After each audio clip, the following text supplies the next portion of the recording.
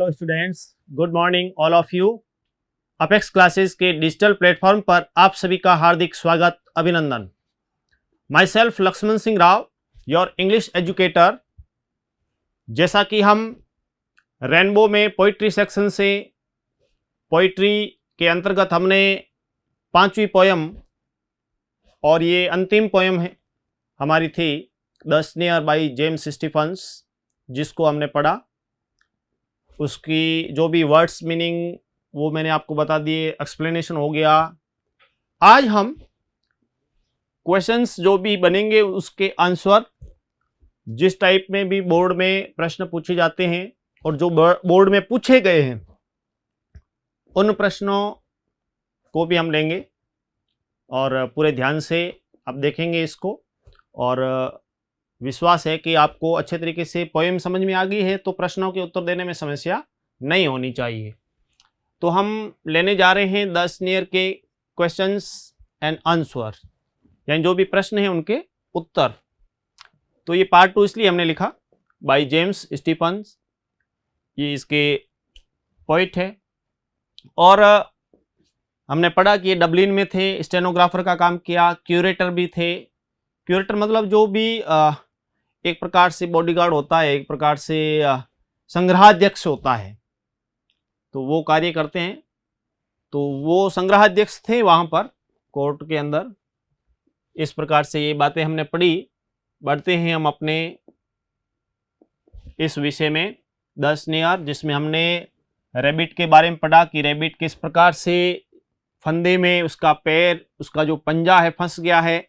छोटा सा रैबिट है और उसके जो चेहरे की जो भी एक प्रकार से कंडीशन है, पेन के कारण, दर्द के कारण, कवि कहता है wrinkling up his little face, कि उसका छोटा सा चेहरा बहुत ही दर्द से सिकुड़ गया है।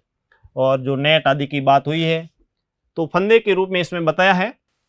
तो हम बढ़ते हैं, उससे पहले जो वर्ड्स दिए थे उसके बारे में मैं आपको बता दूं कि एक तो था सिंचाई, सिंचाई के लिए इरिगेशन। एक था बंटवारा, जिसका है पार्टीशन। ये तो 2 शब्द थे। एक था शेयर क्रॉपर्स, जिसका अर्थ होता है बंटाईदार। एक था पीजेंट मीन्स किसान, पीजेंट का अर्थ किसान, फार्मर जिसको हम बोलते हैं। ये वर्ड्स आज के लिए जो भी होंगे वो हम लास्ट में देखेंगे, लेकिन ये जो मैंने पूछे थे जो भी है अपने चैप्टर से रिलेटेड ही है। तो 10 नियर पोएम में जेम्स स्टीफन ने किस प्रकार से protection and conservation of wild life का मैसेज दिया है, हम आज इसके प्रश्नोत्तर को करने जा रहे हैं। देखिए किस टाइप से प्रश्न हैं और उसके उत्तर दोनों टाइप से। पहले आपको बता रखा है कि बोर्ड में पोएम से रिलेटेड 2 प्रकार से प्रश्न पूछे जाते हैं, एक तो डायरेक्ट क्वेश्चन और दूसरा जो होता है स्टेंजा रिलेटेड। स्टेंजा दिया जाता है हमारे को और उसमें जो भी 2 या 3 प्रश्न होते हैं उसके उत्तर देने होते हैं। काफी इजी होता है काम।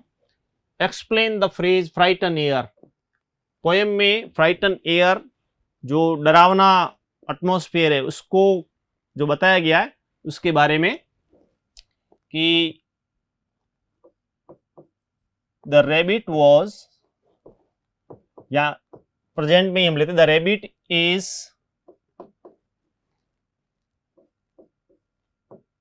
frightful due to pain and he is crying for help. He is crying, is making all the atmosphere fearful.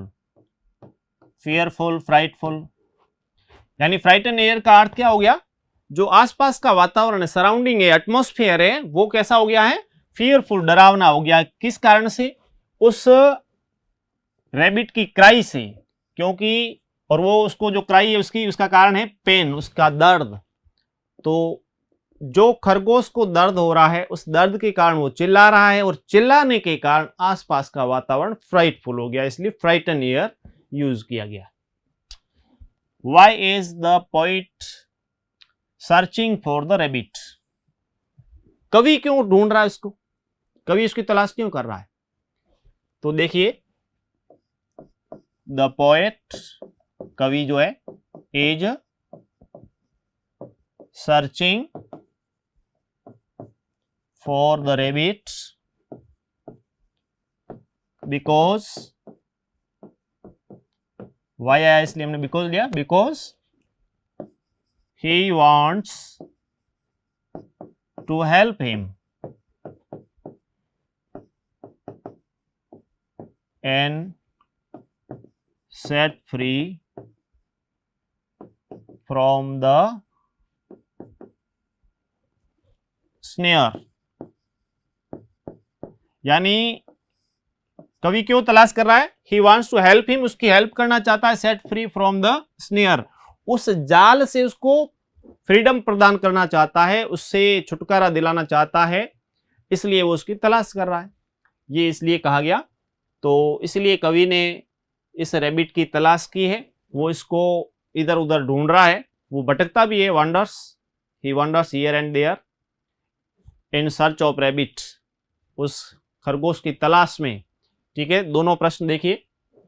Rabbit is frightful to pain and he is crying for help. तो जो rabbit है काफी दर्द के कारण, frightful due to pain, rabbit is frightful due to pain, दर्द के कारण जो है वो काफी डरावना है, और ही is crying for help, help के लिए पुकार रहा है, इज क्राइंग, उसकी जो आवाज है, रोने की जो आवाज है, is crying is making all the atmosphere fearful, इसलिए इसमें हो गया। दूसरा जो है कि क्यों तलाश कर रहा है, तो poet is searching for the rabbit because he wants to help him, वो उसकी हेल्प करना चाहता है, उसको फ्री करना चाहता है। बढ़ते हैं आगे। Who is afraid and why? भयभीत कौन है और क्यों है? The rabbit is afraid or fearful because he is trapped in a snare, यानी वो जाल में एक प्रकार से बांध दिया गया है, फंस गया है। he wants help। रैबिट जो है वो भयभीत है। क्यों भयभीत है? क्योंकि वो जाल में एक प्रकार से उसको ट्रैप कर दिया गया है, और ही वांट्स हेल्प, और वो सहायता चाहता है, इसीलिए वो भयभीत तो है ही, क्योंकि दर्द उसको हो रहा है, जाल में उसको फंसा लिया गया है, तो उसको डर इस बात का है कि पता नहीं, मान लीजिए पूरे समय से रहा तो वो मर भी सकता है, तो चिल्लाएगा तो कोई हेल्प के लिए आएगा, इसलिए। What is the theme of the poem The Snare? इसका क्या उद्देश्य है? The theme of the poem The Snare is the protection and conservation of wildlife। Poet is pitiful towards the animals। He shows his sympathy and sensitivity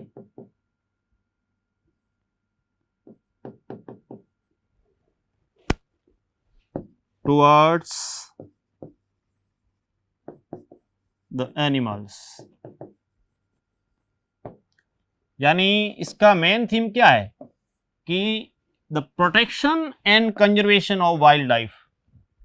जो भी जंगली जानवर है उनकी प्रोटेक्शन, उनकी सुरक्षा, और उनका संरक्षण, ये इसका मुख्य मैसेज है। और कवि इसके प्रति दयालु भी है उन जानवरों के प्रति। वो अपनी सिंपैथी, सहानुभूति और संवेदनशीलता, सेंसिटिविटी वो बताता है जानवरों के प्रति। और इस कविता के माध्यम से उसने अपनी भावनाएं जो भी है उसको अभिव्यक्त किया है बहुत ही बढ़िया तरीके से। तो ये दो प्रश्न ये हो गए। इस टाइप से प्रश्न पूछे जाते हैं अपने डायरेक्ट क्वेश्चन जो है। What attitude does the poet have towards the rabbit's plight? Rabbit's plight यानी खरगोश की दुर्दशा।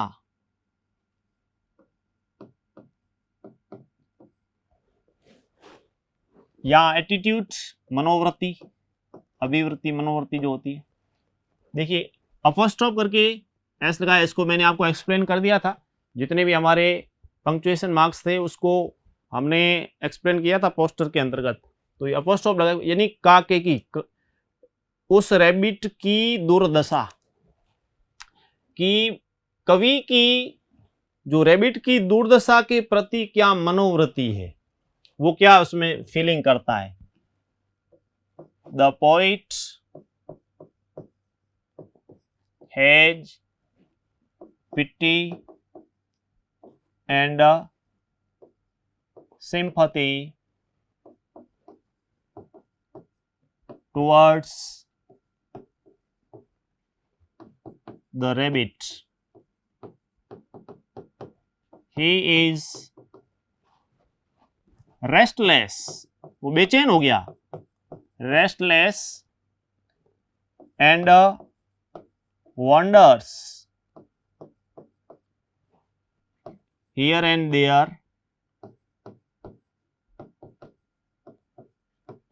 in search of rabbit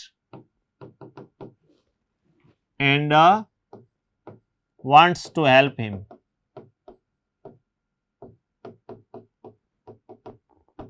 यानी उसकी मनोदशा को लेकर के कवि ने किस प्रकार से अपनी भावना व्यक्त की थी। देखिए उसकी मनोवृत्ति क्या थी।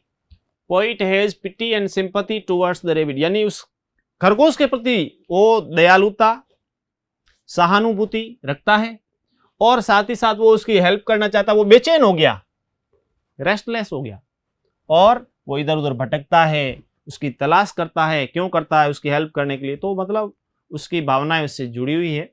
वो पूर्ण रूप से उस खरगोश को बचाना चाहता है, अपनी तरफ से पूरा प्रयास कर रहा है। How is the attitude of the poet towards the rabbit reflected? तो यहां पर भी देखिए the poet's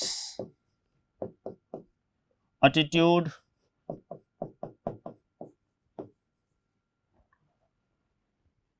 is the safety of the rabbit.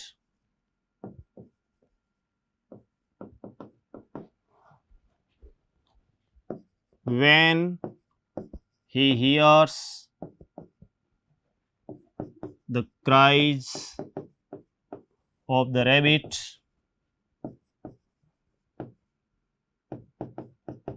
he becomes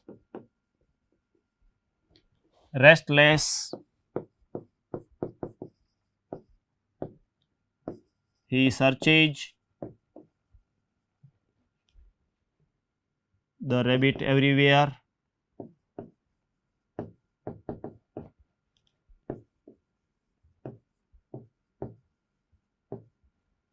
he wants to help him,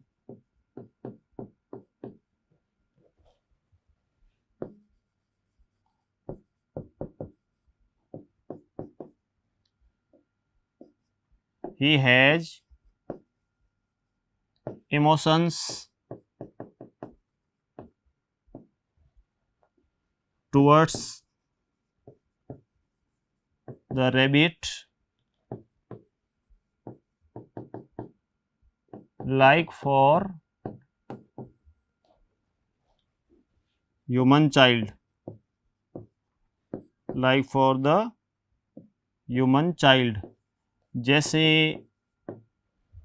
इंसान का बच्चा हो उसके प्रति कैसी भावना है कि उसको टॉर्चर करते हैं तो हम कैसे दौड़ते हैं, तो उसी प्रकार से poets attitude is the safety of the rebate.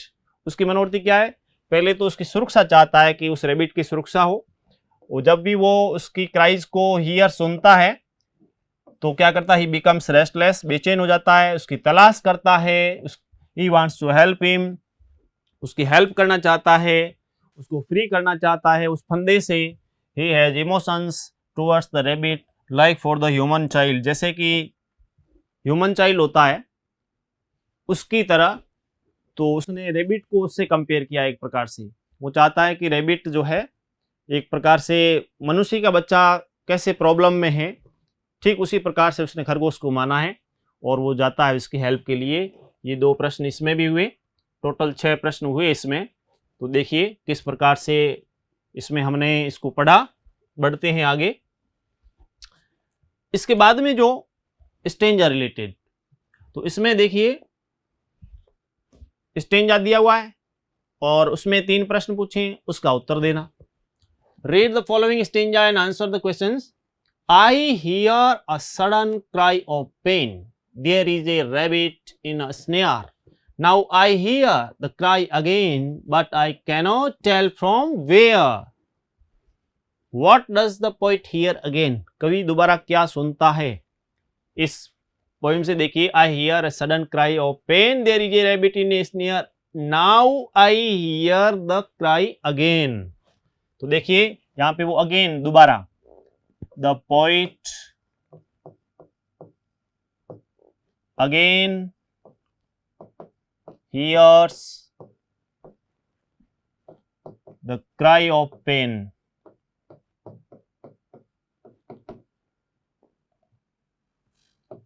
ठीक है, या rabbit's cry, again hear rabbit's cry। कहने का अर्थ है cry of pain, दर्द भरी आवाज किसकी, रैबिट की। इसलिए तो कवि क्या सुनता है, दोबारा क्या सुनता है, वो क्राई ऑफ पेन सुनता है, दर्द भरी आवाज सुनता है, चिल्लाने की रोने की आवाज सुनता है और वो आवाज खरगोश की है। What is it the poet cannot tell, ऐसी क्या चीज है जो कवि बता नहीं सकता। But I cannot tell from where, तो इसमें देखिए the poet is unable to locate the rabbit। कहने का अर्थ क्या हुआ कि कवि यहां पर खरगोश की उपस्थिति कहां है, उसकी लोकेशन कहां है, उसका पता लगाने में वो क्या है, अनेबल है, वो बता नहीं सकता। Is unable to locate the rabbit, कि खरगोश कहाँ है इस बात को बताने में वो असमर्थ है, इसलिए वो इधर उधर तलाश भी कर रहा है। Find the word from the extract which means a trap for catching small animals and birds. एक ऐसा फंदा जिसमें जानवरों को, पक्षियों को पकड़ने के लिए जो बनाया जाता है, और वो क्या कहलाता है, दैट इज कॉल्ड स्नेयर, उसको कहते हैं जाल। Snare, net, noose. अब ये स्नेयर क्यों लिखा, नूज क्यों नहीं लिखा, तो उसका कारण है कि वो स्टेंजा में जो वर्ड आया उससे ही लेना होता है, स्टेंजा के अंदर ही होता है, इसलिए ठीक है, ये ध्यान रखना है। तो ये 3 प्रश्न हुए। स्टेंजा हमारा जो था पहला, what does the poet here again, क्या सुनता है, तो क्राई ऑफ पेन जो थी वो। दूसरे में कवि क्या बताने में असमर्थ है, तो he is unable to locate the rabbit, तो वो रेबिट की जो भी लोकेशन है उसको बताने में असमर्थ है। और उससे नेक्स्ट है स्नेयर, जो एक छोटा फंदा होता है जो जानवरों और पक्षियों को पकड़ने के लिए यूज किया जाता है, उसके लिए ये बताया गया है। ठीक है, ये हो गया, अच्छी तरीके से देख लें आप। और जो भी प्रश्न है उसको ध्यान से देखें। उत्तर बिल्कुल इसमें बहुत इजी है, और जब स्टेंजा आता है तो फिर समझ लीजिए एक प्रकार से फ्री के नंबर। थोड़ा ध्यान तो रखना ही पड़ता है। Read the following stanza and answer the questions. इसमें एक और स्टेंजा लिया है और इसके जो प्रश्नोत्तर है उसको हम जो भी प्रश्न दिए उसके उत्तर लिखेंगे। पहले आप देख लीजिए। But I cannot tell from where he is calling out for aid. Aid का मैंने क्या बताया था आपको पहले, ध्यान है सभी को। एड का क्या बताया, उत्तर लिखिए आप, बताइए कि एड का अर्थ क्या है, मैंने आपको बताया था। ठीक है, तो he is calling out for aid. He कौन, रैबिट। और एड का अर्थ क्या है वो आपको बताना। Crying on the frighten air, और आसपास के एटमॉस्फेयर को उसने फ्राइटन कर दिया है, डरावना बना दिया है। मेकिंग एवरीथिंग अफ्रेड, हर कोई भयभीत हो गया है। तो एड के लिए क्या हो गया, एड का मतलब हो गया हेल्प। कईयों ने उत्तर लिखा है, अच्छी बात है, help. Aid means help. Why is the poet unable to tell where the cry is coming from. कवि असमर्थ क्यों है कि आवाज कहां से आ रही है। The poet is unable to tell where the cry is coming from because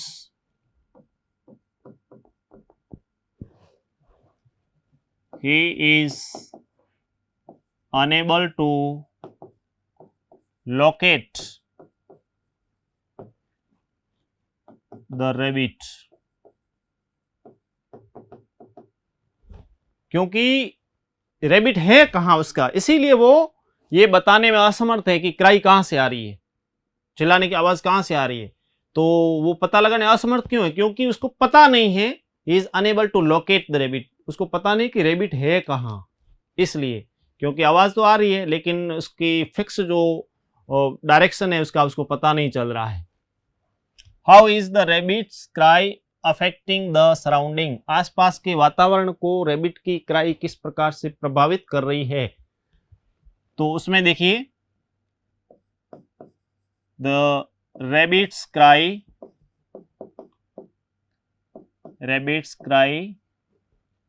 is making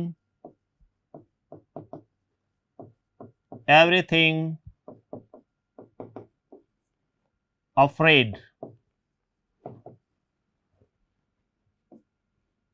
he is painful and frightful।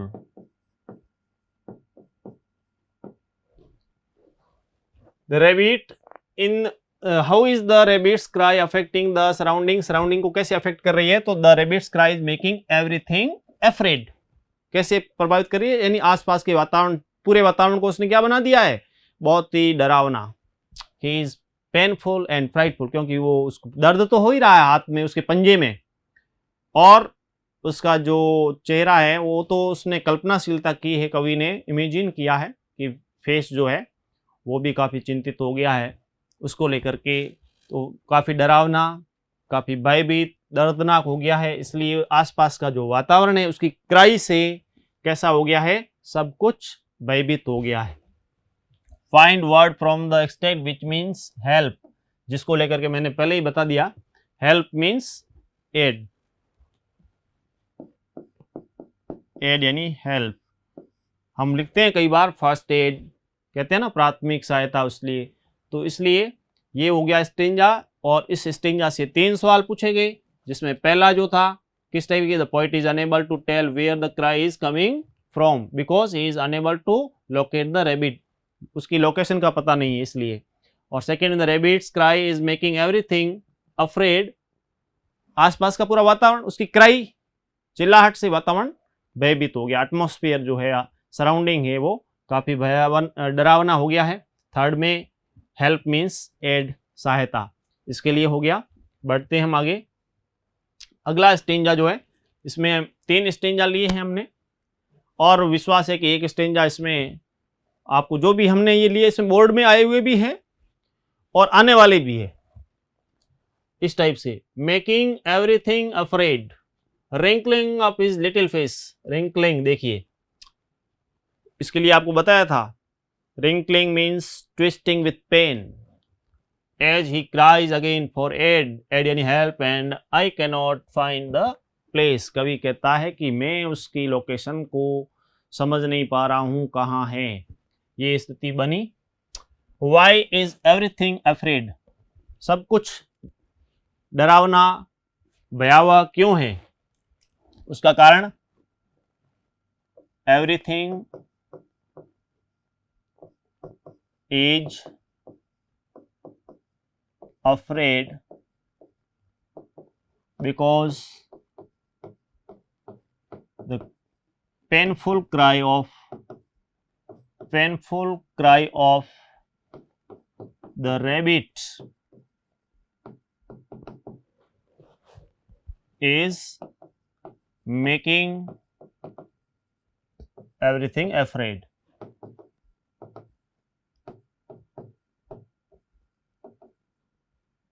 AFRAID.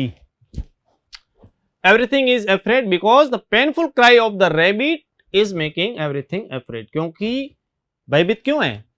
क्योंकि दर्द से भरी हुई आवाज, खरगोश की दर्दनाक आवाज ही आसपास के पूरे वातावरण को भयभीत कर रही है। What do you understand from the last line? Last line, the end I cannot find the place. इसका अर्थ क्या हुआ? इसका अर्थ ये हुआ, the poet is unable to locate the rabbit. क्या हो गया? ये कह रहा है कि I cannot find the place. I cannot find the place means मैं स्थान का पता नहीं लगा, उसको पता नहीं है। तो क्या हो गया कि poet is unable to locate the rabbit. कवि जो है उस रैबिट की लोकेशन का, स्थान का, प्लेस का पता लगाने में अनेबल, असमर्थ है। सर्च तो उसने किया लेकिन फिर भी ढूंढ नहीं पा रहा है, इसीलिए। और नेक्स्ट जो क्वेश्चन है उसमें वर्ड पूछा है जो ट्विस्टिंग इन पेन, इसको लेकर के आपको बताया। Twisting in pain means wrinkled, तो यहाँ पे twisting means wrinkling. Twisting in pain means wrinkling. झुर्रियां होती है ना, रिंकल्स, और वो due to pain, due to tension, इस कारण से। इसलिए तो ये भी अपने स्टेंजा हो गया जिसमें हमने 3 प्रश्न देखे। ज्यादातर 2 ही पूछते हैं लेकिन 3 भी पूछे जाते हैं कई बार, तो इसलिए हम पूरा उस अपनी पूरी तैयारी होनी चाहिए। किसी भी प्रकार से हम स्थान ऐसा ना छोड़ें जिससे ऐसे फिर लगे कि हाँ ये ऐसा होता। तो पूरी फुल फ्लैश तैयारी हमारी A to Z, ताकि हमारा आधा नंबर भी न कटे। इस बात का हम पूरा ध्यान रख रहे हैं। देखिए दोबारा से एक बार इसको पूरा आप अच्छे तरीके से नोट कर लें किस टाइप से हमने इसको किया है। तो देखिए, एक तो फर्स्ट से मैं आपको वापस बता देता हूं। यहाँ पे हमने कि किस प्रकार से रैबिट जो है, इस रैबिट को लेकर के पोएम लिखी गई है और उसका टाइटल द स्नेयर। लिखने वाले James Stephen's.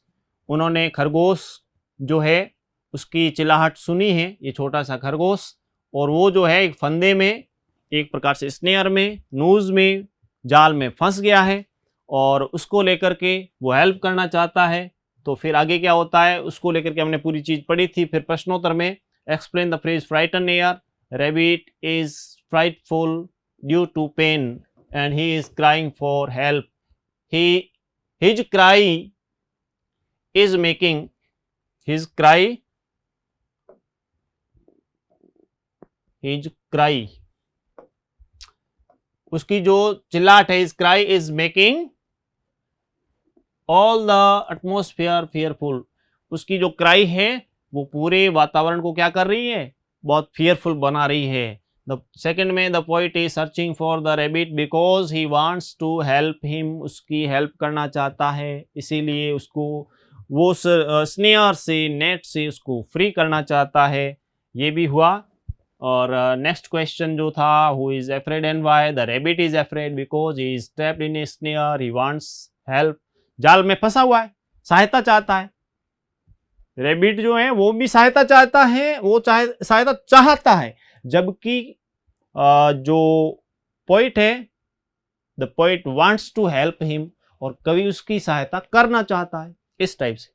What is the theme of the poem the snare में, इसका जो मेन जो थीम है, protection and conservation of wild life, इस चीज को याद रखना है, क्योंकि जानवरों का, पशु पक्षियों का जो संरक्षण है उसको लेकर के विशेष तौर पे यहाँ पे बात की गई है, इसको आप विशेष ध्यान दें, ठीक है। और कवि ने अपनी जो सिंपैथी है, सेंसिटिविटी है, सिंपैथी सहानुभूति और सेंसिटिविटी संवेदनशीलता उसने यहाँ पे शो की है उस जानवरों के प्रति। What attitude does the poet have towards the rabbit's plight, ये प्रश्न बोर्ड में पूछा गया है कई बार। The poet has pity and sympathy towards the rabbits, he is restless and wonders here and there, बेचैन है, रेस्टलेस हो गया वो कवि, वो इधर उधर भटकता है। वो कवि क्या कर रहा है, उस खरगोश को ढूंढ रहा है कि मिल जाए तो उसकी हेल्प करूं, उसको छुड़ाऊं, और search for rabbit and wonders here and there and wants to help him, उसकी हेल्प करना चाहता है। और इसके बाद में क्या एटीट्यूड बताएगा, the poets attitude is the safety of the rabbit, यानी उसकी मनोवृत्ति क्या है, पहले तो वो बेचैन हो गया, रेस्टलेस तो है ही, रेस्टलेस तो इसमें है ही, वो उस रैबिट की सेफ्टी चाहता है, सुरक्षा, उसको बचाना चाहता है, तभी प्रोटेक्शन एंड कंजर्वेशन की बात हुई। When he hears the cries of the rabbit he becomes restless, वो उसको सर्च करता है इधर उधर, उसकी जो इमोशंस है वो भी उसने एक्सप्रेस किए बहुत बढ़िया तरीके से, इस टाइप से ये प्रश्न बना। और नेक्स्ट में स्टेंजा से रिलेटेड था, तो उसमें हमने the poet again hears the cry of pain, किसकी क्राई, रैबिट्स क्राई, उस खरगोश की चिल्लाहट, वो उसको सुनता है। Poet is unable to locate the rabbit, और कवि जो है उस क्यों नहीं बता सकता, उसका कारण है कि उसकी लोकेशन कहाँ है उसको बताने में असमर्थ रहा है। और यहाँ पर जो a trap for catching small animals and birds, उसके लिए स्नेयर, जाल, नेट, नूज जो होता है, फंदा जो होता है, उसकी बात की गई है, जिसे पक्षियों को, पशुओं को पकड़ते हैं, इसलिए। तो ये तो हुआ इसमें। और नेक्स्ट में ये स्टेंजा था जिसमें but I cannot tell from where he is calling out for aid, crying on the frighten air, making everything afraid, ये हमने पढ़ा। इसमें जो प्रश्न था उसमें the poet is unable to tell where the cry is coming from because he is unable to locate the rabbit, कहाँ से आवाज आ रही है इसका पता लगाने में असमर्थ। Rabbits cry is making everything afraid, और पूरा वातावरण सराउंडिंग जो भयानक क्यों हो गया, उसका कारण था रैबिट की क्राई, उस खरगोश की चिल्लाहट, और हेल्प के लिए वर्ड आया है एड। और लास्ट में जो हमारा स्टेंजा 9th क्वेश्चन के रूप में, इस रूप में था, जिसमें मेकिंग एवरीथिंग अफ्रेड करके लिखा हुआ है, wrinkling up his little face. Wrinkling word याद रखने की जरूरत है बहुत अच्छे तरीके से आपको। वो why is everything afraid, everything is afraid because the painful cry of the rabbit is making everything, क्योंकि जो रैबिट है उसकी दर्द भरी आवाज सबको, भयानक वातावरण को भी डरावना बना रही है। और लास्ट लाइन कहती है the poet is unable to locate the rabbit, वो उसका पता लगाने में असमर्थ है। कौन, जेम्स स्टीफन्स, जो उन्होंने अपने आप को उसमें इन्वॉल्व करते हुए लिखा है। और twisting in pain means wrinkling, ये इसमें प्रश्नोत्तर के आपके अंदर इसमें पूरे मैंने आपको बताए। और नेक्स्ट में जो भी देखिए, ये जो पोएम थी जिसको लेकर के वर्ड्स मीनिंग भी बताई गई, एक्सप्लेनेशन हो गया, और क्वेश्चंस एंड देयर आंसर्स, सब कुछ बढ़िया तरीके से हो गया, शेष कुछ नहीं बचता, इसको अच्छे तरीके से आप पढ़िए और बहुत बढ़िया आप इसमें आंसर दे पाएंगे। अब हम नेक्स्ट में जो वर्ड्स देने हैं वो मैं देता हूं और उसके बाद में हम चर्चा करेंगे आगे। तो इंग्लिश में आपको कुछ वर्ड्स दिए जा रहे हैं। एक तो देखिए सॉल्ट, SALT, ठीक है। और दूसरा है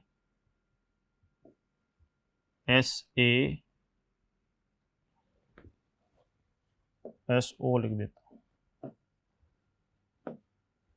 short and SORT, short, शॉल्ट and short, SORT, SHO नहीं है, SO, ठीक है ना। शॉर्ट एंड शॉर्ट्स होते हैं ना, इसको शॉर्ट भी लिखते हैं, शॉर्ट्स। दूसरा जो आपको मैं इसमें दे रहा हूं, जिसमें हिंदी के शब्द होंगे और आप उसको इंग्लिश में लिखेंगे कि किस प्रकार से। एक तो हो गया पहाड़ और दूसरा हो गया मृग तृष्णा, जिसको मृग मरीचिका भी बोलते हैं।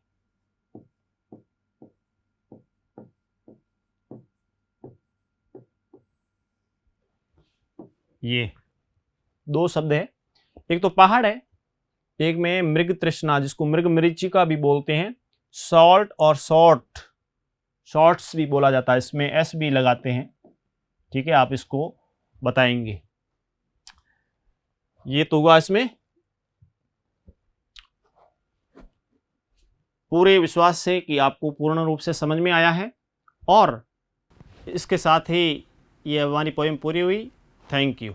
सब्सक्राइब करें हमारा apex classes edutech YouTube channel, साथ ही बेल आइकन को क्लिक करना बिल्कुल ना भूलें, ताकि आगे आने वाले सभी यूट्यूब वीडियोस की अपडेटेड नोटिफिकेशंस सबसे पहले आपको मिले। Apex classes edutech, subscribe now.